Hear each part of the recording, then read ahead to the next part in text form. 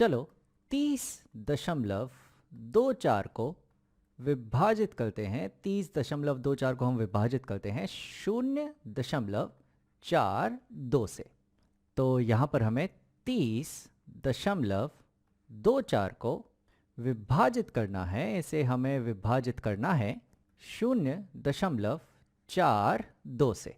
और अगर इसे मैं भिन्न के रूप में लिखूं तो ये बराबर है कि हमें 30.24 को विभाजित करना है 0.42 से। तो ये तीनों ही चीजें एक ही बात है। अब यहाँ पर हमें एक दशमलव को एक दशमलव से विभाजित करना है, जो थोड़ा सा मुश्किल रहेगा, लेकिन अगर हम इन दशमलवों को पूर्ण संख्याओं में बदल दें तो ये थोड़ा आसान हो सकता है। तो वो हम कैसे कर सकते हैं? तो उसके लिए इस भिन्न की तरफ देखो। तो इस भिन्न में जो अंश है वो है 30.24 और जो हर है वो है 0.42। अब अगर इस भिन्न के अंश और हर को किसी एक समान संख्या से अगर मैं गुणा करता हूं तो ये भिन्न का जो मान है वो नहीं बदलता, वो बराबर ही रहता है। तो उसका फायदा लेके यहां पर ये दशमलव हटाने की मैं कोशिश करता हूं। तो यहां पर हम देख सकते हैं कि दशमलव के बाद दो संख्याएं हैं और यहां पर भी दशमलव के बाद दो संख्याएं हैं। तो अगर यहां पर अंश को मैं गुणा कर दूं 100 से और हर को भी अगर मैं गुणा कर दूं 100 से, तो ये दशमलव यहां से चले जाएंगे। 30.24 गुणा 100 ये बराबर हो जाएगा 3024 के, और हर में 0.42 गुणा 100 ये बराबर हो जाएगा 42 के। तो यानी कि 30.24 बटा 0.42 बराबर है 3024 बटा 42 के। तो इसे विभाजित करने से अच्छा हम इसे विभाजित कर लेते हैं। तो यहां पर हम 30.24 की जगह लेंगे 3024 और 0.42 की जगह हम लेंगे सिर्फ 42।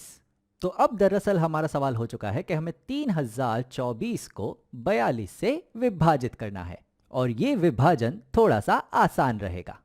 इस 3024 को जरा मैं अच्छे से लिख देता हूं। तो यह है 3024। तो चलो इसे विभाजित करते हैं 42 से।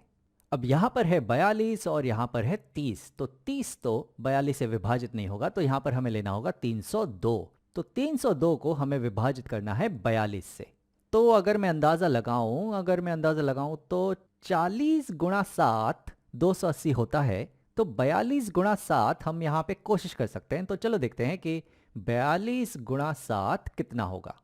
तो 2 गुणा 7 होते हैं 14, तो यहाँ आ जाएगा 4 और एक चढ़ जाएगा, और 7 गुणा 4 होते हैं 28 और वो एक होंगे 29, तो यहाँ आ जाएगा 29। तो यानी कि 42 गुणा 7 होते हैं 294। और जब हम इस 294 को 302 से घटाएंगे तो देखते हैं हमें क्या मिलता है। तो यहाँ पर हम घटा रहे हैं 302 में से 294। तो ये ज़रा मैं यहाँ अलग से घटा के देखता हूँ। तो ये है 302 ऋण 294। तो चलो देखते हैं हमें क्या मिलता है। अब 2 में से 4 तो हम नहीं घटा पाएंगे, तो यहाँ पर हमें इस दहाई में से कुछ उधार लेना होगा। लेकिन यहाँ पर है 0 दहाइयाँ, तो उधार लेने के लिए कुछ है ही नहीं। तो दरअसल सबसे पहले इस दहाई को इस सैकड़े में से कुछ उधार लेना होगा। तो यहाँ पर है 3 सैकड़े, तो उसमें से 1 सैकड़ा उधार ले लेते हैं। तो यहाँ बच जाएंगे 2 सैकड़े, और जो 1 सैकड़ा उधार लिया वो दहाई को दे देंगे, और 1 सैकड़ा बराबर होता है 10 दहाइयों के। और अब इस 10 दहाइयों में से हम 1 दहाई उधार ले सकते हैं। तो यहाँ बच जाएंगी 9 दहाइयाँ, और जो 1 दहाई हम उधार लेंगे वो बराबर होती हैं 10 इकाइयों के। तो यहाँ पर है हमारे पास कुल 10 और 2 यानी कि 12 इकाइयाँ। तो अब जब इस 12 इकाइयों में से हम 4 इकाइयाँ घटाएंगे तो हमें मिलेगा 8, और 9 दहाइयों में से 9 दहाइयाँ घटाने पे हमें मिलेगा 0, और 2 सैकड़ों में से 2 सैकड़ा घटाने पे हमें मिलेगा 0। यानी कि 302 ऋण 294 आ रहे हैं 8। तो यहाँ मैं लिखता हूँ ये है 008, या मैं लिख सकता हूँ सिर्फ कि ये हैं 8। अब इसे मैं यहाँ से हटा देता हूँ और हम आगे बढ़ते हैं।